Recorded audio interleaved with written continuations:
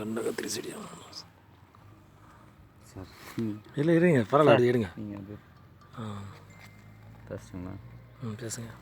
வணக்கம் விவஸ். இப்போ நீங்கள் பார்த்துட்டு இருக்கிறது வந்து பார்த்திங்கன்னா கண்டங்கத்திரிக்காய். இந்த கண்டங்கத்திரிக்காயோடைய மகிமை என்ன அப்படின்னு பார்த்தீங்கன்னா, இந்த கக்குவாய், இரும்பல், டிபி, இந்த மாதிரி டிபிக்கு வந்து பார்த்திங்கன்னா சிறந்த ஒரு மருந்து. மார்ச்சளி, நெஞ்சில் எங்கே சளி இருந்தாலும் இதை உடனடியாக நீக்கக்கூடியது. இந்த மார்ச்சளியெல்லாம் வந்து பார்த்திங்கன்னா கட்டும்ல, இந்த மார்ச்சளியெல்லாம் எடுத்துட்டோம். இது வந்து டிபிக்கு வந்து பார்த்திங்கன்னா சிறந்த ஒரு மருந்து.